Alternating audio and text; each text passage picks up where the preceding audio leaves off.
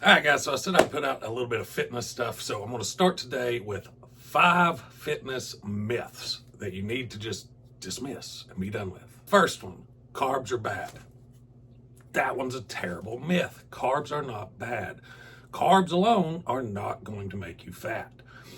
Keto diets, carnivore diets, stay away from those. They're fine temporarily, and you'll see people say, well, I lost 15 pounds in 2 weeks. Sure, you probably did, because you've depleted all of your glycogen stores.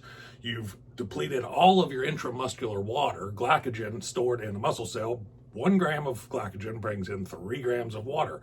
So when you deplete those stores, carbohydrates convert to glycogen, stored in the muscles and in the liver. When you deplete those stores, you're depleting water. You are not losing fat. And on a carnivore diet, keto diet, whatever, you're increasing your fat intake.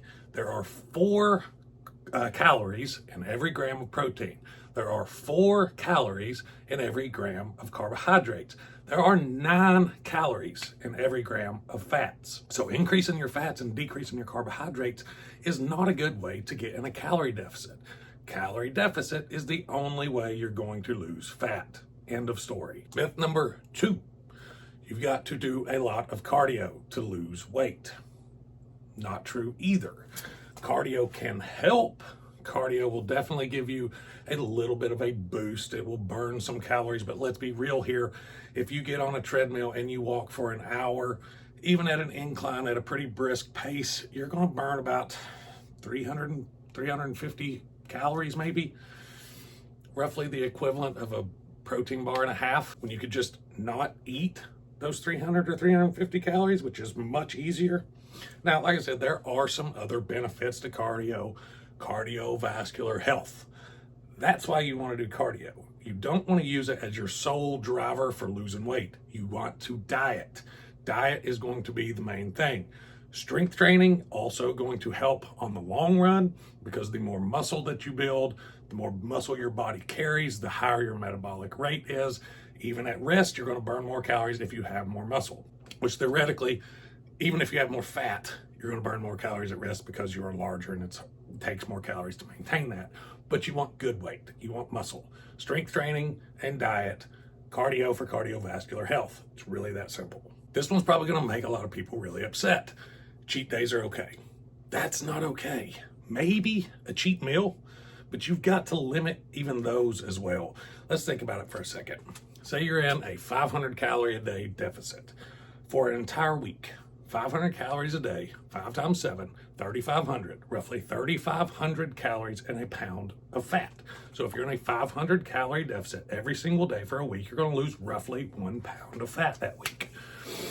So that 3,500 that you've worked all week for, if you have an entire day of cheat meals, cheat days, junk food, whatever, pizza, tacos, all the fats, all the greases, all the ice creams and desserts and all that, and you run those calories up and you run a 2,500 calorie surplus that day, you're no longer going to lose a pound of fat that week. You're going to, if you eat 2,500 surplus in one day, you've just taken out 5 of the 7 days that you were in a deficit. So you're erasing all the good that you did with 1 day of bad choices.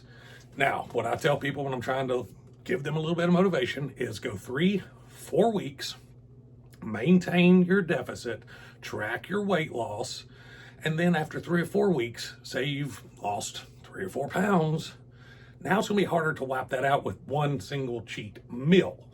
And you can even plan that meal into your day's macros so that you're not blowing the whole day.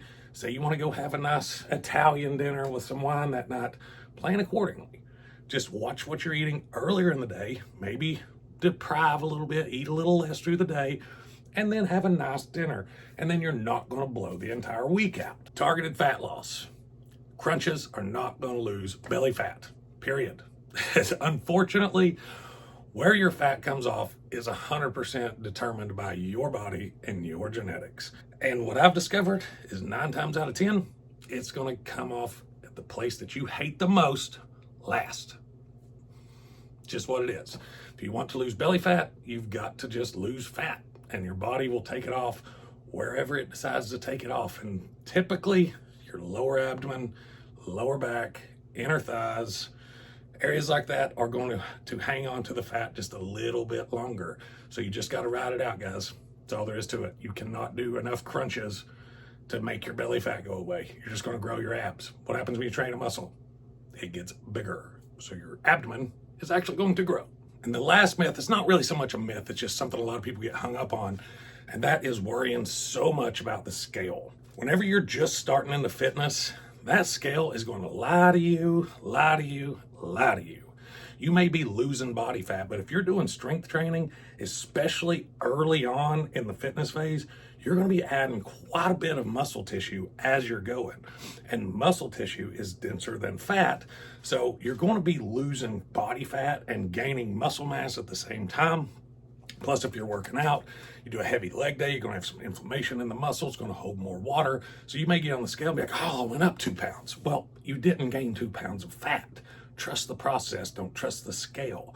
If you want to have other ways to measure your progress, use a seamstress tape. Measure yourself. Measure your abdomen. Measure your hips. Measure your glutes. Measure your quads. Measure your arms. Everybody wants to measure their arms. You know you do, guys. Measure your chest. Just get those measurements, write them down, track them as you go, and you've got to take pictures.